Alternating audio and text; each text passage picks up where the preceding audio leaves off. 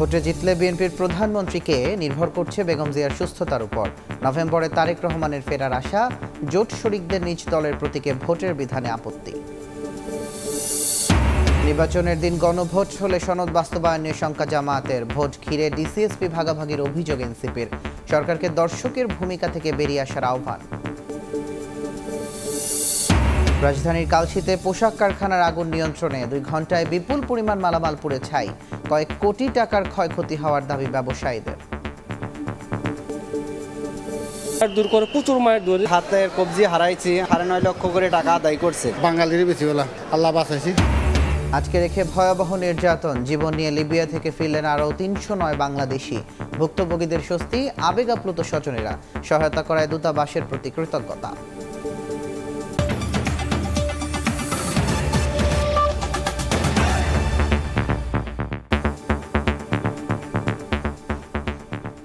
প্রবাসের সময় সঙ্গে আছি আমি তুষার আহমেদ ইমন। ভোটে জয় পেলে কে হবেন প্রধানমন্ত্রী, প্রার্থী হবেন কিনা দলের চেয়ারপারসন, তা নির্ভর করছে বেগম খালেদা জিয়ার ইচ্ছা ও শারীরিক সক্ষমতার উপর। সময় সংবাদকে দেয়া এক সাক্ষাৎকারে কথা জানিয়েছেন দলটির মহাসচিব মির্জা ফখরুল ইসলাম আলমগীর।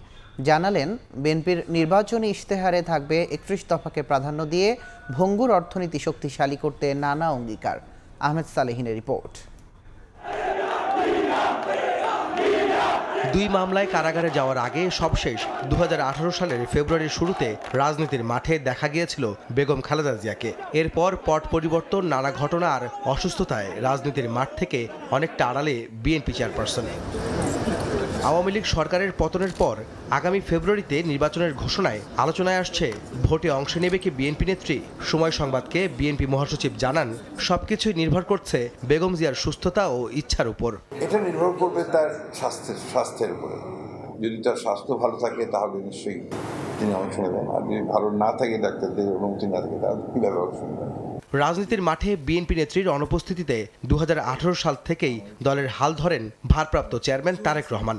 দলটি ভোটে জয়ী হলে কে হবেন প্রধানমন্ত্রী, এমন প্রশ্নের জবাবে মির্জা ফখরুল জানান, শারীরিকভাবে সুস্থ বোধ করলে প্রধানমন্ত্রী হবেন বেগম খালেদা জিয়া, না হলে তারেক রহমানই আস্থা দলের। দেশনেত্রী বেগম খালেদা জিয়া যদি নির্বাচনে অংশ নিতে পারেন এবং উনি নিজে মনে করেন যে she fit to become the prime minister, then she will become the prime minister. আর যদি সেটা না হয়, তাহলে ভারপ্রাপ্ত চেয়ারম্যান তিনি হবেন আমাদের প্রধানমন্ত্রী। এ ব্যাপারে কোনো সন্দেহ নেই। দলের নির্বাচনী ইশতেহার প্রসঙ্গে বিএনপি মহাসচিব জানান, রাষ্ট্র মেরামতের 31 দফা বাস্তবায়নে হবে তাদের অঙ্গীকার। দেশের ভঙ্গুর অর্থনীতিকে শক্ত অবস্থানে নেওয়াই হবে বিএনপির প্রধান কাজ। ইশতেহারের উপর কাজ হচ্ছে, আমাদের কাজ শুরু করেছি আমরা। ইশতেহারে অনেক কিছু থাকে, তার মধ্যে 31 দফাটা তো মূল থাকবে। দেশে গণতান্ত্রিক প্রতিষ্ঠানগুলোকে শক্তিশালী করা, সেই সঙ্গে আপনার অর্থনৈতিক বিষয়টাও আপনার অত্যন্ত গুরুত্ব পাবে। কারণ আমরা তো একটা ইকোনমিক ক্রাইসিস আমলি করে দিয়ে গেছে, এটা খুব ভয়াবহ রকমের। সেই জিনিসগুলো যেন না ঘটে, সেটাকে তার যে আপনার সেফটি, সিকিউরিটি, এই জিনিসগুলোকে আমরা অবশ্যই সেটাকে আমরা দেখবো, যেন আপনার আমাদের ইশতেহারের মধ্যে সেটা আমরা চাইব যে অর্থনৈতিক আপনার যে লুটপাট হয়েছে সেটাকে বন্ধ করার রাস্তা থাকবে। তফসিলের আগে বা পরে নয়, কয়েকটি সমস্যা দূর হলে শিগগিরই তারেক রহমান দেশে ফিরবেন বলেও জানান বিএনপি মহাসচিব। খুব দ্রুতই ফিরবেন। আহমেদ সালেহিন, সময় সংবাদ, ঢাকা। জোট করলেও ভোট করতে হবে নিজ দলের প্রতীকে। আরপিও সংশোধনীর এমন বিধানে আপত্তি জানিয়েছে বিএনপি। সিদ্ধান্ত পুনর্বিবেচনার জন্য সরকার ও ইসিকে চিঠি দেওয়া হবে বলে জানিয়েছে দলটির স্থায়ী কমিটির সদস্য সালাউদ্দিন আহমদ। জানালেন, গণতন্ত্রের পক্ষের শক্তি নিয়ে গড়া জোটকে দেবে আসন ছাড়। এনসিপির সঙ্গেও চলছে আলোচনা। নভেম্বরেই তারেক রহমানের দেশে ফেরার আশা তার। বিশেষত ওইটা সমসাময়িক রাজনৈতিক ইস্যুতে রাজধানীর গুলশানের বাসভবনে সাংবাদিকদের মুখোমুখি বিএনপির স্থায়ী কমিটির সদস্য সালাউদ্দিন আহমদ কথা বলেন নির্বাচন, জোট, আরপিও সংশোধনী সহ নানা প্রসঙ্গে। যুগপৎ আন্দোলনে আমরা ছিলাম। জোট করলেও ভোট করতে হবে নিজ দলের প্রতীকে। আরপিও সংশোধনীর এমন বিধান একতরফাভাবে পাশ করা হয়েছে মন্তব্য করে সালাউদ্দিন আহমদ বলেন, সিদ্ধান্ত পুনর্বিবেচনার জন্য সরকারকে চিঠি দেবে বিএনপি। দলগুলো নিজস্ব প্রতীকের বাইরে জোটের অন্য প্রতীক নিতে পারবে না, এই বিষয়ে আমরা সম্মত হইনি কখনো। সুষ্ঠু রাজনীতির স্বার্থে, নির্বাচনের স্বার্থে এটা পুনর্বিবেচনা করা প্রয়োজন। আনুষ্ঠানিক চিঠিও দেব নির্বাচন কমিশনে এবং আইন উপদেষ্টার কাছে। এ মাসে 200 আসনে একক প্রার্থীকে গ্রিন সিগন্যাল দেওয়া হবে বলে জানান বিএনপির অন্যতম এই শীর্ষ নেতা। বলেন, ফ্যাসিবাদ বিরোধী দল ছাড়াও গণতন্ত্রের পক্ষের শক্তি নিয়ে হবে জোট গঠন। এনসিপির সঙ্গেও চলছে আলোচনা।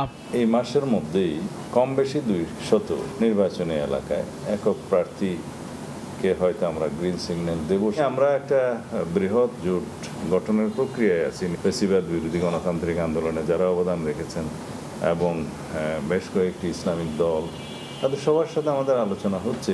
আপনারা এনসিপির কথা বললেন, রাজনৈতিক যোগাযোগ আছে আমাদের তাদের সাথে, তবে জোটবদ্ধ হব কি হব না, তারা হবে কি হবে না, কোনো কিছুই আগে থেকে বলে দেওয়া যায় না। দলের ভারপ্রাপ্ত চেয়ারম্যান তারেক রহমান নভেম্বরেই দেশে ফিরবেন এমন আশা প্রকাশ করে সালাউদ্দিন আহমদ বলেন, খালেদা জিয়া নির্বাচন করবেন কিনা শারীরিক অবস্থা বিবেচনায় সিদ্ধান্ত নেবেন নিজেই।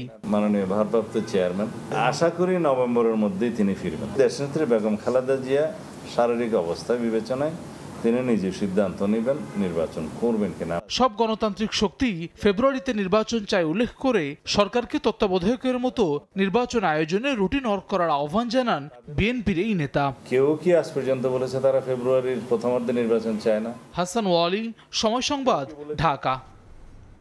জাতীয় নির্বাচনের দিনে গণভোট হলে জুলাই সনদ বাস্তবায়ন নিয়ে শঙ্কা জামায়াতের। পিআর ছাড়া ভোট হলে জনগণের মতামতের সঠিক মূল্যায়ন হবে না বলছেন নেতারা। আওয়ামী লীগের সঙ্গে আতাতের কোনো সুযোগ নেই বলে সাফ জানিয়ে দেন নেতারা। নভেম্বরে গণভোট এবং সংসদের উভয় কক্ষে পিআর পদ্ধতিতে নির্বাচন সহ 5 দফা দাবিতে রাজধানীর রামপুরার একরামুন্নেসা উচ্চ বিদ্যালয় মাঠে বাংলাদেশ জামায়াতে ইসলামীর গণসমাবেশ। নেতাকর্মীদের ভিড় বাড়ে সমাবেশ স্থলের বাইরেও। একটি দল জুলাই সনদকে অকার্যকর করতে চায় বলে অভিযোগ করেন জামায়াতের সহকারী সেক্রেটারি জেনারেল এটিএম মাসুম। বলেন, জাতীয় নির্বাচনের দিনে গণভোট হলে ঝুঁকির মুখে পড়বে জুলাই সনদ। ভোটের মূল্যায়ন খর্ব করতে একটি দল নিম্নকক্ষে পিআর চায় না বলেও দাবি তার। গণভোট যদি ইলেকশনের দিন হয় তাহলে পিআরের দশাটা কি হবে? আগে তো গণভোটে এটা পাস হতে হবে, এরপরেই না পিআরের ভিত্তিতে উচ্চকক্ষ হবে। তো ইলেকশনের দিন যদি হয় তাহলে তো উচ্চকক্ষের এই বিষয়টাই অনিশ্চিত হয়ে যাবে। এদিকে সকালে কিশোরগঞ্জে জেলা জামায়াতের রোকন সম্মেলনে যোগ দেন কেন্দ্রীয় প্রচার ও মিডিয়া সেক্রেটারি মতিউর রহমান আকন্দ। উড়িয়ে দেন আওয়ামী লীগের সঙ্গে আতাতের গুঞ্জন। ফাঁসি দানকারী, মিথ্যা রচনাকারী, অপবাদ রটনাকারী সেই পতিত স্বৈরাচারের সাথে হাত মিলিয়ে পুনর্বাসন করবে, এটা কি করে আপনারা বিশ্বাস করতে পারলেন? দাবি আদায় না হওয়া পর্যন্ত জামায়াত রাজপথে থাকবে বলেও জানান দলটির নেতারা। ইসলামিক শক্তির পক্ষে থাকবে ইনশাআল্লাহ। শফিক মুন্সি, সময় সংবাদ, ঢাকা। দ্রুত জুলাই সনদের আইনি ভিত্তি ও বাস্তবায়নের প্রক্রিয়া স্পষ্ট না করলে রাজপথে নামার হুঁশিয়ারি দিয়েছেন এনসিপি নেতারা। একটি দলকে সুবিধা দেওয়ার অভিযোগ করেন তারা। এছাড়া ক্ষমতায় যেতে ডিসিএসপি ভাগাভাগি চলছে, যা সরকার দর্শক হিসেবে দেখছে বলেও অভিযোগ তাদের।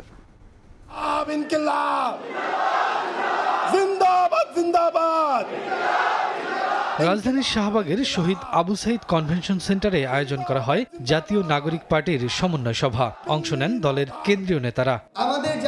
এনসিপির উত্তরাঞ্চলের মুখ্য সংগঠক সার্জিস আলম বলেন, তারা ক্ষমতাসীন না হয় বিরোধী দল হবেন, কোনো পোষা দল নয়। দক্ষিণাঞ্চলের মুখ্য সংগঠক হাসনাত আব্দুল্লাহ বলেন, ক্ষমতায় যেতে প্রশাসনের ভাগবাটোয়ারা চলছে, যা দর্শক হিসেবে দেখছে সরকার। আমরা হয় জনগণের হয়ে সরকারি দল হিসেবে সংসদে প্রতিনিধিত্ব করব, না হয় শক্তিশালী বিরোধী দল হব। জাতীয় পার্টির মতো পোষা বিরোধী দল হইতেও আমরা আসি নাই। অন্তর্বর্তীকালীন সরকারকে বলতে চাই, আমরা দেখছি আপনি রাজনৈতিক দলগুলোর কাছে, কতিপয় রাজনৈতিক দলগুলোর কাছে আপনি নতজানু হয়ে তাদেরকে ডিসি ভাগাভাগিতে আপনি আরো সহায়তা করছেন। এনসিপির মুখ্য সমন্বয়ক নাসিরউদ্দিন পাটোয়ারি বলেন, জুলাই সনদের আইনি ভিত্তির আদেশে রাষ্ট্রপতি নয়, সই করতে হবে প্রধান উপদেষ্টাকেই। আগামী সংসদে আওয়ামী লীগ ও জাতীয় পার্টির কোনো প্রতিনিধিত্ব থাকতে পারবে না বলেও হুঁশিয়ারি দেন তিনি। আমরা চুপ্পুর হাত দিয়ে বাংলাদেশে আর কোনো আদেশের ক্ষেত্রে সাইন চাই না। এই আদেশের সাইন অবশ্যই ডক্টর ইউনূসের সাইন আমরা চাই। আগামীর পার্লামেন্টে আমরা জাতীয় পার্টি এবং আওয়ামী লীগের কোনো প্রতিনিধি দেখতে চাই না। দ্রুত জুলাই সনদের আইনি ভিত্তি ও বাস্তবায়নের প্রক্রিয়া স্পষ্ট না করলে রাজপথে নামার হুঁশিয়ারি দেন দলের সদস্য সচিব আক্তার হোসেন। অতি দ্রুত জুলাই সনদের আইনি ভিত্তি এবং বাস্তবায়নের পথ পরিষ্কার করতে হবে। যদি জুলাই সনদকে আবারও 90-এর মতো করে কাগুজে দলিলে পরিণত করার কোনো চক্রান্ত করা হয়, বাংলাদেশের জনগণকে সাথে নিয়ে আমরা আমাদের পরবর্তী সিদ্ধান্ত জানিয়ে দেব। নেতারা জানান, বাস্তবায়ন প্রক্রিয়া স্পষ্ট হলেই সনদে সই করবে এনসিপি। কেন্দ্রীয় নেতৃবৃন্দের সাথে শফিকুজ্জামান রুবেল, সময় সংবাদ, ঢাকা। আওয়ামী লীগের নির্বাচনে অংশ নেয়ার বিষয়ে দেশি বিদেশি কোনো চাপ নেই বলে জানিয়েছেন প্রধান উপদেষ্টা প্রেস সচিব শফিকুল আলম। শুক্রবার সকালে মাগুরায় জুলাই শহীদ স্মৃতিস্তম্ভে শ্রদ্ধা নিবেদন শেষে সাংবাদিকদের প্রশ্নের জবাবে তিনি কথা বলেন। প্রেস সচিব বলেন, বাংলাদেশকে শেখ পরিবারের জমিদারি বানিয়েছিল শেখ হাসিনা। ফেব্রুয়ারির নির্বাচনের মধ্য দিয়ে গণতন্ত্রের জন্য জুলাইয়ের আত্মদান চূড়ান্ত রূপ পাবে বলেও মন্তব্য করেন প্রেস সচিব।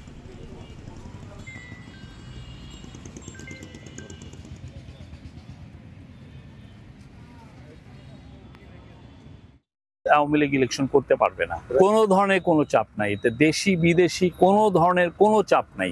আমাদেরকে কেউ বলছেন না যে ওদেরকে ইলেকশনে ইলেকটোরাল প্রসেসে ফিরিয়ে আনো। শেখ হাসিনা পুরো বাংলাদেশকে বানিয়েছিল শেখ পরিবারের জমিদারি। আমরা সেই জায়গা থেকে এই যে জুলাই যারা আত্মদান করলেন তারা দেশকে আবার নতুন একটা ডেমোক্রেটিক দেশে পরিণত করেছেন। সামনে ইলেকশন হবে এবং সেটার একটা চূড়ান্ত রূপ পাবে এই ইলেকশন, ফেব্রুয়ারি ইলেকশনে। বিএনপির আপত্তির পরও জুলাই জাতীয় সনদ বাস্তবায়নে সংবিধান আদেশ জারি করতে যাচ্ছে সরকার। 2-1 দিনের মধ্যে সংক্রান্ত সুপারিশ সরকারের কাছে জমা দেবে কমিশন। বদিউল আলম মজুমদার বলছেন, সংবিধান আদেশ বা জুলাই জাতীয় সনদ নামে আদেশ সুপারিশ করবেন তারা। জামায়াত এনসিপি পক্ষে অবস্থান নিলেও বিএনপি বলছে, সংসদের অধিকার খর্ব হয় এমন সিদ্ধান্ত মানবে না দলটি। হাসান আলীর প্রতিবেদন। নানা নাটকীয়তার পর 17 অক্টোবর সই হয়েছে জুলাই সনদ। বিএনপি জামায়াত সহ অধিকাংশ দল অংশ নিলেও আইনি ভিত্তি স্পষ্ট না হওয়ায় সই করেনি এনসিপি। এরপর থেকেই বিশেষজ্ঞ প্যানেলের সঙ্গে পরামর্শে বাস্তবায়নের খসড়া তৈরি করছে ঐকমত্য কমিশন। সনদের আইনি ভিত্তি দিতে আদেশ নাকি অধ্যাদেশ, গণভোটের সময় নোট অফ ডিসেন্টের ভাগ্য নির্ধারণে চলছে সিরিজ বৈঠক। বিশেষজ্ঞদের পরামর্শ আমলে নিয়ে সংবিধান আদেশ বা জুলাই জাতীয় সনদ আদেশ জারির চিন্তা সরকারের। এ সংক্রান্ত সুপারিশ জমা দেওয়ার কথা বলছেন কমিশনের এই সদস্য। বিশেষজ্ঞদের মতামত মোটামুটি গৃহীত হয়েছে। দুটো অপশন, সংবিধান আদেশ কিংবা যে জুলাই জাতীয় সনদ 2025 আদেশ, এই দুটোর ব্যাপারে যে কোনো একটা হতে পারে এবং আমার মনে হয় না তাদের মধ্যে ব্যাপারের মতো পার্থক্য আছে। জামায়াত ও এনসিপির দাবি, আওয়ামী লীগ মনোনীত রাষ্ট্রপতি মোহাম্মদ শাহাবুদ্দিন নয়, আদেশ জারি করবে গণঅভ্যুত্থানের মধ্য দিয়ে গঠিত অন্তর্বর্তী সরকার। একই সঙ্গে বাস্তবায়ন প্রক্রিয়া ঠিক হলে চলতি সপ্তাহে সই করবে এনসিপি। কিভাবে বাস্তবায়ন করবেন তার রূপরেখাটা কিরকম এটা দেখতে হবে, না দেখে আমরা এটা স্বাক্ষর করতে পারি না। আমরা চাই যে প্রধান উপদেষ্টা জুলাই সনদ বাস্তবায়ন আদেশটা তিনি জারি করবেন। জনগণ অনুমোদন করলো মানে পুরো সনদটাই অনুমোদন করলো, নোট অফ ডিসেন্ট গুলো সেক্ষেত্রে প্রাধান্য পাবেন। বাস্তবায়ন প্রক্রিয়া নিয়ে যে ধোঁয়াটা তৈরি হয়েছে, এটির সলিউশন হলো আদেশ। গণ অভ্যুত্থানের পক্ষ থেকে যে সরকার এই আদেশটা জারি করবেন, এটাই হবে সবচাইতে কনস্টিটিউশনালি সাউন্ড পদক্ষেপ। তবে আদেশ দিলে সংসদের অধিকার খর্ব করা হবে বলে মনে করে বিএনপি। অধ্যাদেশ ছাড়া অন্য কোনো উপায় না মানার ঘোষণা দলটির। সাংবিধানিক আদেশ দেওয়া হচ্ছে পার্লামেন্টের রাইটটাকে খর্ব করা, অ্যান্ড পার্লামেন্ট ইজ সভরেন। তুমি সভরেন রাইট তো তোমার খর্ব করার কোনো অধিকার নাই, কারোই নাই তোমার। সংবিধান আদেশ দেওয়া মানে তো সভরেন রাইটটাকে তুমি খণ্ডিত করছো, সেটা বিএনপি মানে নেই, মানবেও না। রাষ্ট্রবিজ্ঞানের অধ্যাপক ডক্টর সাব্বির আহমেদ মনে করেন, মতভিন্নতা থাকলেও এগিয়ে যেতে হবে দলগুলোকে। বাস্তবায়ন প্রক্রিয়া নিয়ে কমিশনকে দ্রুত সিদ্ধান্ত নেওয়ার পরামর্শ তার। কামড়াকামড়ি করবেই, কিন্তু যেটা হলো এগিয়ে যেতে হবে। দলের কথা মতো সবসময় চলতে পারবেন না, আবার দলকে বাদ দিয়েও যেতে পারবেন না। একটা মাঝামাঝি রাস্তায় যেতে হবে। যখন আপনার সিদ্ধান্ত নেওয়ার সময় আসবে তখন আপনি নিয়ে ফেলতে হবে। এদিকে বাস্তবায়ন প্রক্রিয়া নিয়ে সমাধানে পৌঁছাতে তৃতীয় দফায় বাড়ানো ঐকমত্য কমিশনের মেয়াদ 31 অক্টোবর শেষ হবে। হাসান ওয়ালি, সময় সংবাদ, ঢাকা। অন্য প্রসঙ্গ, রাজধানীর কালশীতে পোশাক কারখানায় আগুন 2 ঘন্টার চেষ্টায় নিয়ন্ত্রণে এনেছে ফায়ার সার্ভিসের 7টি ইউনিট। রাত 12টা 5 মিনিটে নিয়ন্ত্রণে আসার আগে কয়েক কোটি টাকার মালামাল পুড়ে গেছে বলে দাবি করেন ব্যবসায়ীরা। তবে আগুনে কেউ হতাহত হয়নি। শুক্রবার রাত 10টার দিকে রাজধানীর কালশিতে আগুন লাগে 6তলা ভবনে। অল্প সময়ের মধ্যে 6ষ্ঠ তলায় ছড়িয়ে পড়ে আগুন। খবর পেয়ে ফায়ার সার্ভিসের 7টি ইউনিট ঘটনাস্থলে পৌঁছায়। প্রায় 2 ঘন্টা চেষ্টায় রাত 12টা 5 মিনিটে নিয়ন্ত্রণে আসে আগুন। ভবনের 6ষ্ঠ তলায় ছিল তৈরি পোশাক কারখানা। প্রতিষ্ঠানটির মালিকরা জানান আগুনে পুড়ে গেছে কয়েক কোটি টাকার মালামাল। নতুন মাল উঠাইছে, প্রায় 2 কোটি টাকার মাল উঠাইছে। 6 তলায় ওনার মাল ছিল সব। মাল বানালে অনেক টাকা, প্রায় আমার এই মাল হয়তো প্রায় 57 লাখ টাকার মাল হইতো। গেঞ্জি গার্মেন্টস ছিল, শীতের গার্মেন্টস গুলো ছিল। হ্যাঁ, যেহেতু সাধারণত এখানে কোনো গাফলাতি হয় না ভাই, কাজ কাম ভালোই করছে ভাই, এত দ্রুত কাজ করছে। ফায়ার সার্ভিস জানায় আগুনের ঘটনায় হতাহত হয়নি কেউ। মোট 60টি ইউনিট আমাদের এখানে কাজ করে এবং আমরা 12টা 5 মিনিটের সময় আগুন সম্পূর্ণ নিয়ন্ত্রণে দেই আমাদের। বাট এখনো আগুন জ্বলছে, ফ্লোরে আমাদের লোকজন কাজ করছে। এখন আমরা পুরোপুরি নির্বাপন দেইনি, বাট আগুন আমাদের এখন সম্পূর্ণ নিয়ন্ত্রণে আছে। এখনো পর্যন্ত আমরা কোনো হতাহতের খবর পাইনি। আমার মনে হয় না যে কেউ আহত বা নিহত হয়েছেন। কি কারণে আগুনের সূত্রপাত তা তদন্তের পর জানানো হবে বলেও জানায় ফায়ার সার্ভিস। স্বপন আহমেদ, সময় সংবাদ, ঢাকা। আটকে রেখে ভয়াবহ নির্যাতন সহ নানা হয়রানি। লিবিয়া থেকে দেশে ফিরলেন আরও 309 বাংলাদেশি। তুলে ধরলেন ভয়াবহ অভিজ্ঞতা। পরিবারের সদস্যকে ফিরে পেয়ে আবেগ আপ্লুত স্বজনরা। বাংলাদেশ দূতাবাস সহায়তা করায় জানালেন কৃতজ্ঞতা। অবশেষে লিবিয়া থেকে ফিরলেন হাফিজুর রহমান। গুলি করে দরজা ভেঙে তাদের 7 জনকে তুলে নিয়ে গিয়ে দাবি করা হয় 70 লক্ষ টাকা। সেই মুক্তিপণ দিয়েই ফিরলেন তিনি। ভাইকে পেয়ে আবেগ ঘন হয়ে পড়েন তার বোন। ভাইকে পাইছে আমাদের অনেক আনন্দ, আমার আনন্দ অনেক কান্দ আসছে। মাইরা ভিডিও করে বাদ পাঠাইছে, তারপর বাসাতে টাকা দিছে, টাকা দেওয়ার পরে আমার ছাড়ছে। অনেকটা একই অভিজ্ঞতা সৈয়দ আলমের। ছিলেন 3 বছর। মাফিয়াদের হাতে ধরা পড়েও চলন্ত গাড়ি থেকে লাফিয়ে রক্ষা পান সে যাত্রায়। কালো গাড়ি একটা উঠে নিছি, এরা লক দেয় নাই, তাড়াতাড়ি এমনি টান দিয়ে লাভ দিয়ে তাড়াতাড়ি না লেবির কাছে আশ্রয় নিছি। শুক্রবার সকাল 9:30টায় লিবিয়া থেকে ফেরা বিশেষ ফ্লাইটের প্রায় সবার অবস্থা একই রকম। সবার মুখেই লিবিয়ার বর্তমান পরিস্থিতি আর দালাল চক্রের দৌরত্ব। অভিযোগ সেসব চক্র পরিচালনা করেন বাঙালিরাই। রাতের বেলা মনে করেন ধরেন আসে মাফিয়া, আসে মনে করেন ধরেন দরজা টরজা ভাঙ গেলে আমাকে ধরে চলে যায়। মাফিয়া বানাই বাঙালি, আর তাকেও তো দোষ দিয়ে লাভ আছে। তো ওরা ফোনে যোগাযোগ করে ধরে নিয়ে যায়, পিড়িচ্ছে, বাংলাকে দিয়ে পিড়াচ্ছে। বাংলাদেশ দূতাবাস লিবিয়ার তত্ত্বাবধানে এবং লিবিয়ার জাতীয় ঐক্যমত্য সরকারের সার্বিক সহযোগিতায় স্বেচ্ছায় দেশে প্রত্যাবর্তনে আগ্রহী 309 জন ফিরলেন লিবিয়া থেকে। একই প্রক্রিয়ায় আগামী 30 অক্টোবর মিসরাতা ও ত্রিপলি থেকে নিবন্ধিতদের মধ্যে আরও 3 শতাধিক বাংলাদেশিকে দেশে ফেরানোর জন্য লিবিয়া সরকারের সঙ্গে কাজ করছে দূতাবাস। আল আমিন তুষার, সময় সংবাদ, ঢাকা। রাজধানীর আগারগাঁওয়ে পাসপোর্ট অফিসের আশেপাশে দর্জি ও ফটোকপির দোকানের আড়ালে গড়ে উঠেছে মিনি পাসপোর্ট অফিস। সহজে কাজ করে দেওয়ার প্রলোভনে দ্বিগুণ 3 গুণ অর্থে পাসপোর্ট করিয়ে দিচ্ছে একাধিক চক্র। এজন্য বিভিন্ন সরকারি কর্মকর্তার সিল স্বাক্ষর নকল করে কাগজপত্র সত্যায়িত করা হচ্ছে। সম্প্রতি 86টি পাসপোর্ট সহ একজনকে গ্রেফতারের পর র্যাব জানিয়েছে চক্রের সঙ্গে পাসপোর্ট অফিসের কেউ জড়িত কিনা খতিয়ে দেখা হচ্ছে। মাসুদুর রহমানের রিপোর্ট।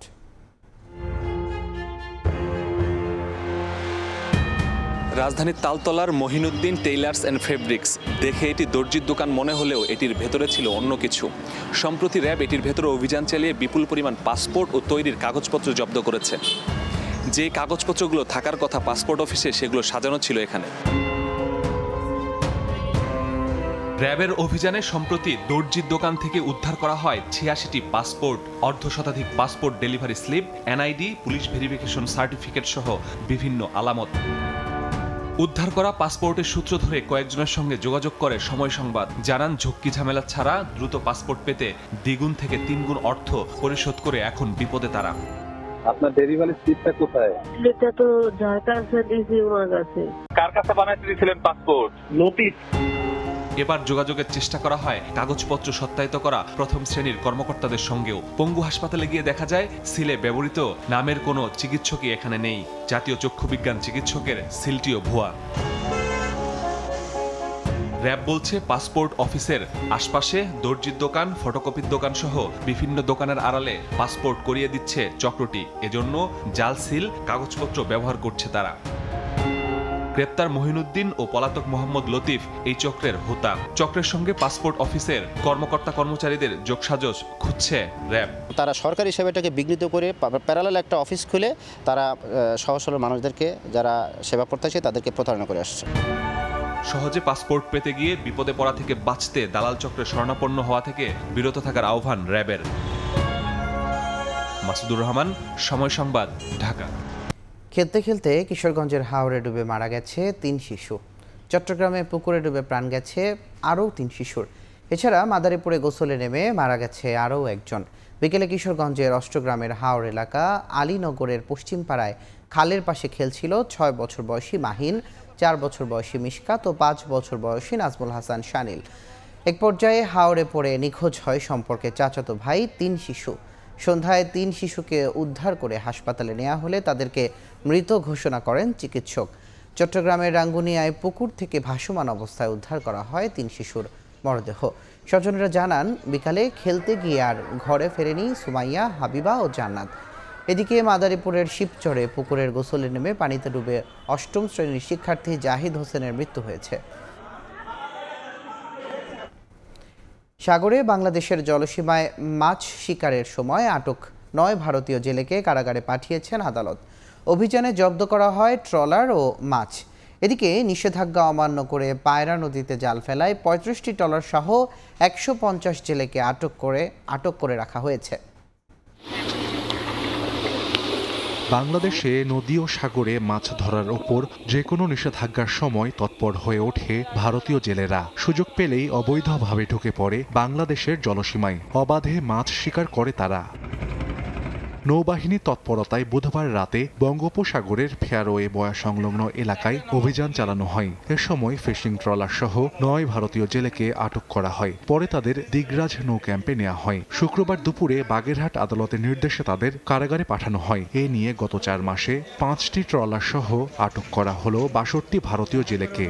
যাদের ট্রলার জব্দ করা হয়েছে। এদিকে বরগুনার পায়রা নদীতে যৌথ অভিযান চালায় উপজেলা প্রশাসন, মৎস্য বিভাগ, কোস্টগার্ড ও নৌ পুলিশ। নিষেধাজ্ঞা অমান্য করে নদীতে জাল ফেলায় 35টি ট্রলার সহ 150 জেলেকে আটক করা হয়। পরে ভ্রাম্যমাণ আদালতের মাধ্যমে তাদের জরিমানা করা হয়। সাহাল আব্দুল্লাহ, আলভি, সময় সংবাদ। কক্সবাজারের টেকনাফের গহীন পাহাড় যেন মানব পাচারকারীদের নিরাপদ আস্তানা। অভিযান চালিয়ে সাগর পথে পাচারের উদ্দেশ্যে জড়ো করা নারী, শিশুসহ 44 জনকে উদ্ধার করেছে কোস্টগার্ড। টেকনাফের বাহারছড়া ফিনিশ ভাঙ্গা পাহাড়ি এলাকা, গহীন জঙ্গলের ভেতরে অমানবিক পরিস্থিতিতে দিন কাটাচ্ছিল নারী ও শিশুসহ 44 জন মানুষ। সাগরপথে অবৈধভাবে মালয়েশিয়ায় পাচারের উদ্দেশ্যে পাহাড়ে বন্দী রাখা এসব মানুষকে উদ্ধার করেছে কোস্টগার্ড। উদ্ধার হওয়া অনেকেই স্বপ্ন দেখেছিলেন উন্নত জীবনের। কেউ কেউ ভেবেছিলেন মালয়েশিয়ায় পাড়ি দিয়ে পরিবারকে সুখে রাখবেন, কিন্তু সেই স্বপ্ন ভেঙে গেছে দালাল চক্রের প্রতারণায়। তাদের পাহাড়ে বন্দি রেখে নির্যাতনের মাধ্যমে মুক্তিপণ আদায়ের চেষ্টা করা হচ্ছিল বলে দাবি ভুক্তভোগীদের। শুক্রবার বিকেলে টেকনাফে সংবাদ সম্মেলনে কোস্টগার্ড জানায়, সাগরপথে মানব পাচারে জড়িত কয়েকটি সংঘবদ্ধ চক্র সক্রিয় রয়েছে, যারা নানা প্রলোভনের মাধ্যমে রোহিঙ্গাদের পাশাপাশি বাংলাদেশি নাগরিকদেরও পাহাড়ি আস্তানায় জড়ো করত। পরে আটকে রেখে নির্যাতনের মাধ্যমে মুক্তিপণ আদায় করা হতো। অভিযান চলাকালীন কোস্টগার্ডের উপস্থিতি টের পেয়ে পাচারকারীরা পালিয়ে যাওয়ায় কাউকে আটক করা সম্ভব হয়নি। গত 1 মাসে 14টি অভিযানে 391 জন ভুক্তভোগীকে উদ্ধার এবং 47 জন পাচারকারীকে আটক করেছে আইনশৃঙ্খলা রক্ষাকারী বাহিনী। সুজাউদ্দিন রুবেল, সময় সংবাদ, কক্সবাজার। কক্সবাজার বিমানবন্দরের আন্তর্জাতিক স্বীকৃতি আপাতত স্থগিত করেছে সরকার। শুক্রবার বিষয়টি নিশ্চিত করেন বিমানবন্দরটির আন্তর্জাতিক বিমান উড্ডয়ন কমিটির সভাপতি গ্রুপ ক্যাপ্টেন নুরি আলম। রোববার এই বিষয়ে চূড়ান্ত প্রজ্ঞাপন জারি করা হবে বলে জানান তিনি। আমরা মন্ত্রণালয়ের কাছে গত সপ্তাহে একটা চিঠি দিয়ে জানতে চেয়েছি যে আমরা কি করব, দিক নির্দেশনা চেয়েছি। এখন মন্ত্রণালয় আমাদেরকে বলেছে গতকালকে পর্যন্ত যে ইনশাআল্লাহ আগামী রোববারে তারা আমাদের সিদ্ধান্ত দেবেন। বিষয়টা এই পর্যায়ে। 2 দিন ধরে যমুনা রেল সেতুর বেশ কয়েকটি পিলারের নিচে কিছু জায়গায় দেখা দিয়েছে ফাটল। কর্তৃপক্ষ বলছে প্রচণ্ড গরম আর বৈরী আবহাওয়ার কারণে সেতুর নিচে ক্ষুদ্র আকৃতির হেয়ার কাট সৃষ্টি হয়েছে, যা মোটেও সেতুর জন্য ক্ষতিকর নয়। দ্রুত আঠার মিশ্রণ দিয়ে এগুলো মেরামত করা হবে। যমুনা রেল সেতুর পিলারের ফাটলের ছবি সামাজিক যোগাযোগ মাধ্যমে ছড়িয়ে পড়ে। শুরু হয় নানা আলোচনা সমালোচনা। তবে সেতু কর্তৃপক্ষ বলছে এতে ভয়ের কোনো কারণ নেই, এটি কাজের কোনো ত্রুটি নয়। প্রচণ্ড গরম ও বৈরী আবহাওয়ার কারণে সেতুর নিচে 0.1 থেকে 3 মিলিমিটার পর্যন্ত ক্ষুদ্র আকৃতির হেয়ার কাট বা চুলাকৃতি ফাটা সৃষ্টি হয়েছে, যা মোটেও সেতুর কনক্রিটের অবকাঠামো বা স্থাপনার জন্য ক্ষতিকর নয়। রেজিন বা আঠার মিশ্রণ দিয়ে এগুলো একে একে মেরামত করা হবে। একেবারে অসৎ উদ্দেশ্যে ছবি তুলে কৌশলে বড় করে ফাঁকা স্থানগুলোর আরও বড় করে দেখিয়ে বিশেষ উদ্দেশ্যে একটি চক্র যোগাযোগ মাধ্যমে ছড়িয়ে দিয়েছে অভিযোগ করেন প্রজেক্ট ম্যানেজার। এটি খুবই স্পষ্ট যে এই ক্ষুদ্র ফাটলগুলো মূল কাঠামোতে নেই। সেতু কিংবা ট্রেনের নিরাপত্তার উপরও কোনো প্রভাব পড়বে না। এটা সব ধরনের কাঠামোই হতে পারে, মেরামতেরও কোনো প্রয়োজন নেই, তবে আমরা এগুলো ঠিক করব। যমুনা নদীর 300 মিটার উজানে 50টি পিলার আর 49টি স্প্যানে নির্মিত হয় দেশের দীর্ঘতম যমুনা রেল সেতু। 4.8 কিলোমিটার এই সেতু 2024 সালের 18 মার্চ উদ্বোধন করা হয়। জাপান ও বাংলাদেশ সরকারের যৌথ অর্থায়নে সেতুটি নির্মাণ কাজ বাস্তবায়ন করে জাইকা। এতে ব্যয় হয় প্রায় 16,781 কোটি টাকা। সময় সংবাদ, সিরাজগঞ্জ। এডিপি বাস্তবায়নে গতি ফিরলেও পিছিয়ে আগের বছরগুলোর তুলনায়। অর্থ বছরের প্রথম 3 মাসে এডিপি বাস্তবায়ন হয়েছে 5.09%। এখনও খরচের খাতাই খুলতে পারেনি পররাষ্ট্র, জনপ্রশাসন ও বেসামরিক বিমান সহ 10টি মন্ত্রণালয়। অর্থনীতিবিদরা বলছেন প্রকল্প বাস্তবায়নে ধীরগতি নেতিবাচক প্রভাব ফেলবে বিনিয়োগ ও কর্মসংস্থানে। SM আরেফিনের report. অর্থনৈতিক ও রাজনৈতিক নানা সংস্কারের মধ্যে অনেকটাই কচ্ছপ গতিতে চলছে দেশের অর্থনৈতিক কর্মকাণ্ড, যার প্রতিফলন দেখা যাচ্ছে সরকারের বার্ষিক উন্নয়ন কর্মসূচি এডিপিতে বরাদ্দ দেয়া অর্থ ব্যয়ের হিসাবে। চলতি অর্থ বছরের প্রথম প্রান্তিক জুলাই সেপ্টেম্বরে এডিপির অর্থ ব্যয় হয়েছে মোট বরাদ্দের 5.09%, যা আগের গেল অর্থ বছরের একই সময়ে ছিল 4.75%। বাস্তবায়ন পরিবীক্ষণ ও মূল্যায়ন বিভাগ IMEDর সবশেষ প্রতিবেদনে উঠে আসা এই তথ্য কিছুটা আশা জাগালেও সাম্প্রতিক বছরগুলোর তুলনায় তা বেশ কম। IMEDর প্রতিবেদন বলছে প্রথম 3 মাসে সরকারের মন্ত্রণালয় ও বিভাগগুলো ব্যয় করেছে 12,158 কোটি 57 লাখ টাকা।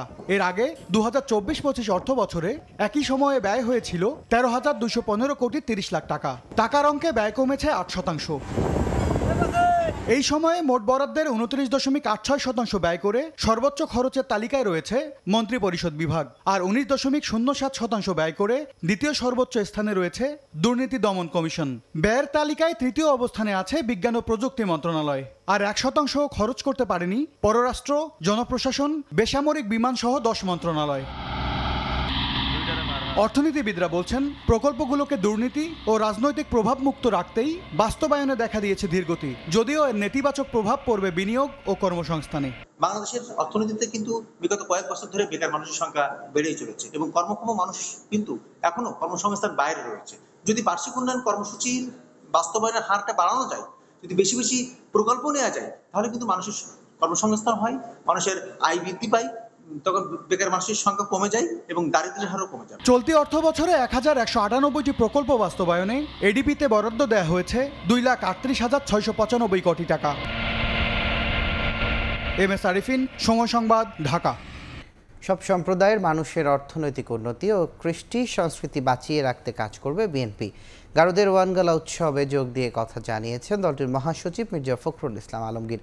সরকারে গেলে সব জাতিসত্তার মানুষকে নিয়ে রেইনবো নেশন গড়ার প্রতিশ্রুতিও দেন তিনি।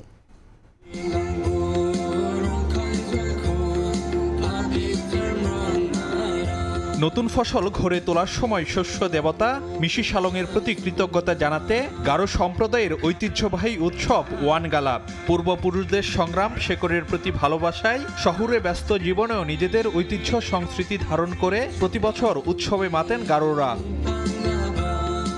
শুক্রবার রাজধানীর বনানী বিদ্যানিকেতন মাঠে নাচ গান সাংস্কৃতিক পরিবেশনায় দিনভর উদযাপন করা হয় ঢাকা ওয়ান গালা উৎসব। গারুদের বাইরেও বাঙালি সহ বিভিন্ন জাতিগোষ্ঠীর মানুষ সামিল হন এতে। শুভেচ্ছা বিনিময় করেন রাজনৈতিক দলের নেতারাও। এ সময় রাজনীতিবিদদের সামনে নিজেদের নানা দাবি দাওয়া আর প্রত্যাশার কথা তুলে ধরেন গারো নেতারা। আমরা আসলে খুবই খেটে খাওয়া মানুষ, আমাদের ব্যাংক ব্যালেন্স থাকে না, আমাদের অনেকেরই ব্যাংক অ্যাকাউন্টও থাকে না, সুতরাং লোনগুলো যেন একটু শিথিল করা হয়। আমাদের সমতলের আদিবাসীদের সংসদে দাঁড়িয়ে কথা বলার মতো সেরকম সিলেকশন আপনার বড় রাজনৈতিক দলগুলোর থেকেই হয়নি। অনুষ্ঠানে সব জাতিগোষ্ঠীর অধিকার নিয়ে সরব থাকার প্রতিশ্রুতি দেন রাজনৈতিক নেতারা। ধর্ম বর্ণ নির্বিশেষে সকলের জন্য একটি শান্তির জনপদ বাংলাদেশ গড়ে তুলি। আপনারা নিজেদেরকে দুর্বল মনে করবেন না, আপনারা সংখ্যায় কম হতে পারেন কিন্তু আমরা আপনাদের ভাই। বিএনপি মহাসচিব বলেন, সরকারে গেলে সব জাতিগোষ্ঠী আর সম্প্রদায়কে নিয়ে রাষ্ট্র গড়ে তুলবে বিএনপি। আমরা একটা রেইনবো নেশন তৈরি করব, অর্থাৎ যে নেশনে যে জাতিতে সব সম্প্রদায়গুলো তাদের অবদান রাখতে সক্ষম হবে। বিএনপি সরকারে আসলে অবশ্যই সেখানে আমরা অত্যন্ত গুরুত্ব সহকারে আপনাদের সমস্যাগুলো বিবেচনা করা হবে। এছাড়া ক্ষমতায় গেলে সরকারিভাবে ওয়ান গালা উদযাপনের বিষয়টিও বিবেচনা করা হবে বলে জানান বিএনপি মহাসচিব। ফারুক ভিয়া, রবিন, সময় সংবাদ, ঢাকা। যশোরের ভবদহের জলাবদ্ধতা নিরসনে সেনাবাহিনীর তত্ত্বাবধানে নদী খনন শুরু হয়েছে। খুলে দেওয়া হয়েছে সুইস গেট কপাট। উদ্বোধনী অনুষ্ঠানে ভার্চুয়ালি দেয়া বক্তব্যে ভবদহের জলাবদ্ধতার স্থায়ী সমাধানের আশ্বাস দেন পানি সম্পদ উপদেষ্টা সৈয়দ রিজওয়ানা হাসান। দীর্ঘ 4 দশক ধরে জলাবদ্ধতার শিকার যশোরের ভবদহ এলাকার মানুষ। জেলার অভয়নগর, কেশবপুর ও মনিরামপুর উপজেলার 16টি ইউনিয়নের 2 শতাধিক গ্রামে এ সমস্যা বিদ্যমান। জলাবদ্ধতা নিরসনে বছরের পর বছর নানা প্রকল্প নেওয়া হলেও কাজে আসেনি। পলি জমি ভরাট হয়ে গেছে 6টি নদী ও শতাধিক খাল। সমস্যার সমাধানে স্থানীয়রা দীর্ঘদিন ধরে ভবদহ স্লুইস গেটগুলোর কপাট খুলে দেয়া ও ভরাট হয়ে যাওয়া নদীগুলো সেনাবাহিনীর তত্ত্বাবধানে খনন করার দাবি দীর্ঘদিন ধরে জানিয়ে আসছিলেন। এ অবস্থায় অন্তর্বর্তী সরকার দুর্ভোগ আক্রান্ত মানুষের দাবি পূরণে উদ্যোগ নেয়। ভবদহ অঞ্চলের 5টি নদীর 81.5 কিলোমিটার খননের দায়িত্ব দেয়া হয় সেনাবাহিনীকে। সরকারের সিদ্ধান্তহীনতা। শুক্রবার আনুষ্ঠানিকভাবে খনন কাজের উদ্বোধন করা হয়। এতে ভার্চুয়ালি অংশ নিয়ে পানি সম্পদ উপদেষ্টা জানান, নদী খননে ভবদহের ভোগান্তি নিরসনই শেষ কথা নয়, স্থায়ী সমাধানে এলাকাবাসী ও পানি উন্নয়ন বোর্ডের সঙ্গে কাজ করবে সেনাবাহিনী। শুধু পাম্প করে বা গভীর করে নদী খনন করে স্বল্পমেয়াদী মধ্যমেয়াদী সমাধান হয়তো হবে, কিন্তু দীর্ঘমেয়াদী সমাধানটা জন্য আমাদেরকে আরো ভাবতে হবে। সেই বিবেচনা থেকেই কিন্তু আমি আসলে বাংলাদেশ সেনাবাহিনীকে আহ্বান করেছি কাজটা করতে। নদী খনন কার্যক্রম বাস্তবায়ন ও তদারকির আশ্বাস দেন প্রকল্প পরিচালক।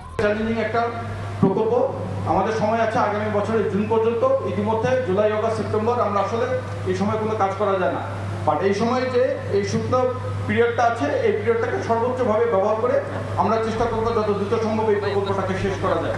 খনন কার্যক্রমে ব্যয় ধরা হয়েছে 140 কোটি টাকা। সময় সংবাদ, যশোর। পশ্চিম তীরকে ইসরায়েলের সঙ্গে সংযুক্ত করার প্রচেষ্টা নিয়ে ব্যাপক চটেছে যুক্তরাষ্ট্র। ইসরায়েল সফরে গিয়ে মার্কিন পররাষ্ট্রমন্ত্রী বলেন, পশ্চিম তীরকে সংযুক্ত করার চেষ্টা গাজায় যুদ্ধবিরতি হুমকির মুখে ফেলবে। তেল আবিবের এ ধরনের কর্মকাণ্ডের কড়া সমালোচনা করেছে সৌদি আরব, তুরস্ক সহ 14টি দেশ। ইসরায়েলের এ ধরনের পদক্ষেপের তীব্র নিন্দা জানিয়ে বিবৃতি দিয়েছে সৌদি আরব, মিশর, কাতার, তুরস্ক সহ অন্তত 14টি দেশ। তেল আবিবের পশ্চিম তীর দখলের এ অপচেষ্টাকে আন্তর্জাতিক আইনের লঙ্ঘন বলেও কড়া সমালোচনা করেছে বিভিন্ন দেশ। ইসরায়েল পশ্চিম তীর সংযুক্ত করার পথে হাঁটলে দেশটি যুক্তরাষ্ট্রের সমর্থন হারাবে বলে হুঁশিয়ারি দিয়েছেন মার্কিন প্রেসিডেন্ট ডোনাল্ড ট্রাম্প। টাইম ম্যাগাজিনে দেয়া এক সাক্ষাৎকারে একথা বলেন তিনি। এ সময় ইসরায়েল এমন কিছু করবে না বলেও আশা প্রকাশ করতে দেখা যায় তাকে। এদিকে ইসরায়েল সফরে গিয়ে মার্কিন পররাষ্ট্রমন্ত্রী মার্কো রুবিও বলেছেন, পশ্চিম তীর সংযুক্ত করার প্রচেষ্টা গাজায় যুদ্ধবিরতিকে হুমকির মুখে ফেলবে। সাংবাদিকদের সঙ্গে আলাপকালে তিনি জানান, ভবিষ্যতে গাজার শাসনে হামাস বা জাতিসংঘের কোনো ভূমিকা থাকবে না। হামাসকে সম্পূর্ণভাবে নিরস্ত্রীকরণ করা হবে বলেও জানান তিনি। এদিকে গাজায় যুদ্ধবিরতি ও পশ্চিম তীর ইস্যুতে মার্কিন অবস্থানের প্রশংসা করেছে ফিলিস্তিনের স্বাধীনতাকামী সংগঠন হামাস। নাসরিন রুমি, সময় সংবাদ। ৪৭তম আসিয়ান শীর্ষ সম্মেলন আয়োজনের প্রস্তুতি চলছে মালয়েশিয়ায়। সম্মেলন এলাকার আশেপাশ বাড়ানো হয়েছে নিরাপত্তা। এবারের সম্মেলনে সংস্থার শীর্ষ নেতাদের পাশাপাশি অংশ নেবেন মার্কিন প্রেসিডেন্ট ডোনাল্ড ট্রাম্পও। তবে এতে ভার্চুয়ালি ভাষণ দেবেন ভারতের প্রধানমন্ত্রী নরেন্দ্র মোদী। রুশ প্রেসিডেন্ট ভ্লাদিমির পুতিনের অংশ নেওয়া নিয়েও আছে সংশয়। মালয়েশিয়া থেকে মোহাম্মদ আব্দুল কাদেরের রিপোর্টে বিস্তারিত। আগামী ২৬ থেকে ২৮ অক্টোবর মালয়েশিয়ার রাজধানী কুয়ালালামপুরে বসবে ৪৭তম আসিয়ান সম্মেলন। এই মেগা ইভেন্টকে ঘিরে দেশটি এখন বিশ্ব কূটনীতির কেন্দ্রে। শীর্ষ এই সম্মেলন ঘিরে নিরাপত্তার চাদরে ঢেকে দেওয়া হয়েছে শহরের গুরুত্বপূর্ণ সব স্থান। ১২,০০০ প্রতিনিধির অংশগ্রহণে হতে যাওয়া এই সম্মেলনের নিরাপত্তা নিশ্চিতে আইনশৃঙ্খলা রক্ষা বাহিনীর ২০,০০০ সদস্য মোতায়েন করা হবে।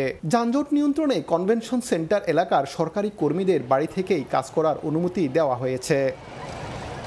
এবারের আসিয়ান সম্মেলনে সংস্থার শীর্ষ নেতাদের পাশাপাশি থাকবেন মার্কিন প্রেসিডেন্ট ডোনাল্ড ট্রাম্পও। ভারতের প্রধানমন্ত্রী সরাসরি অংশ না নিলেও তিনি ভার্চুয়ালি ভাষণ দেবেন বলে জানা গেছে। তবে রুশ প্রেসিডেন্ট ভ্লাদিমির পুতিনের অংশগ্রহণ এখনও নিশ্চিত নয়।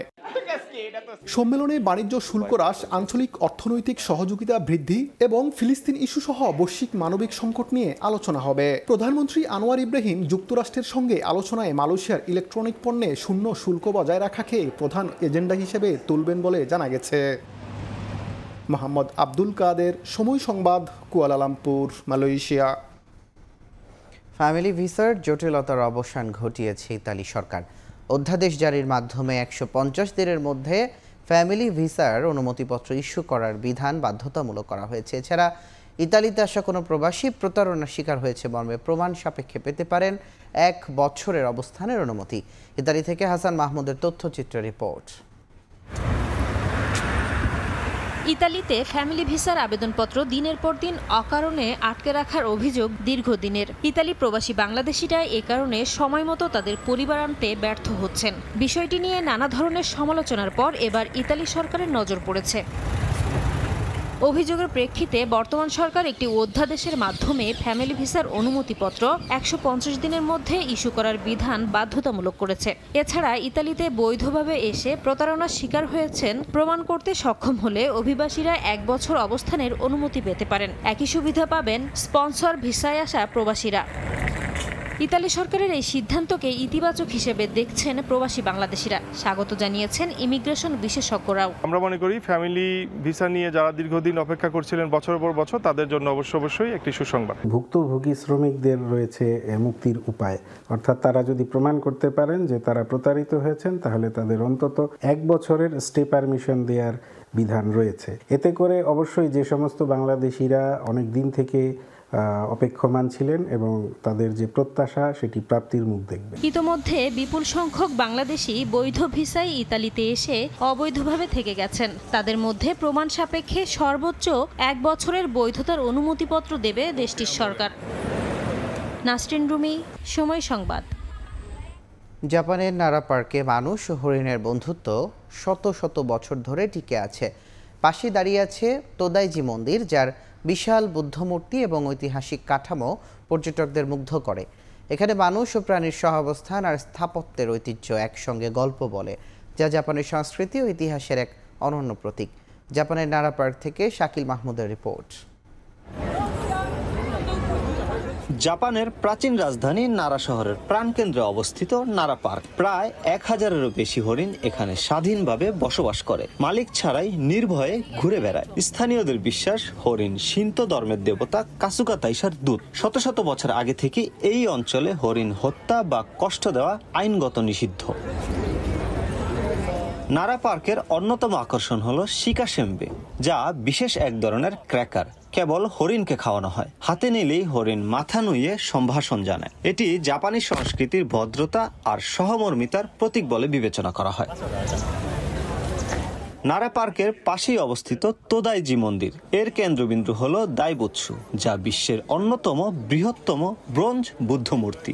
উচ্চতা প্রায় 15 মিটার। এই মূর্তির বিশালতা শুধু চোখ নয়, মনকে স্পর্শ করে। মন্দিরের মূল ভবন দাইবুৎসু সুদেন, যা একসময় বিশ্বের বৃহত্তম কাঠের স্থাপনা ছিল। এটি ইউনেস্কো ওয়ার্ল্ড হেরিটেজ সাইট হিসেবে স্বীকৃত। এই পার্ক শুধু ধর্মীয় প্রতীকের জায়গা নয়, জাপানের অন্যতম জনপ্রিয় পর্যটন কেন্দ্র। প্রতিদিন হাজার হাজার দর্শনার্থী আসে হরিণের সঙ্গে সময় কাটাতে। অনেকে হরিণকে খাওয়াতে আসেন, কেউ আসেন ছবি তুলতে। এই শান্ত পরিবেশের মধ্যেই গড়ে উঠেছে এক ধরনের পারস্পরিক আস্থা আর ভালোবাসার সম্পর্ক। এখানে আগতরা বলছেন, নারা পার্কে মানুষ আর হরিণের এই বন্ধুত্ব শুধু পর্যটন নয়, এটি শেখায় সহনশীলতা, পারস্পরিক শ্রদ্ধা আর সহাবস্থানের মানে। মানুষ শিখছে প্রকৃতিকে আপন করে নিতে, আর হরিণ শিখছে মানুষের সান্নিধ্যে নির্ভয়ে বাঁচতে। নারার এই ছোট্ট শহর যেন মনে করিয়ে দেয়, প্রকৃতির সঙ্গে শান্তিতে বাঁচাটাই মানবতার সবচেয়ে বড় প্রার্থনা। মোহাম্মদ শাকিল মাহমুদ, সময় সংবাদ, জাপান। দেখছেন প্রবাসের সময়, সঙ্গেই থাকুন।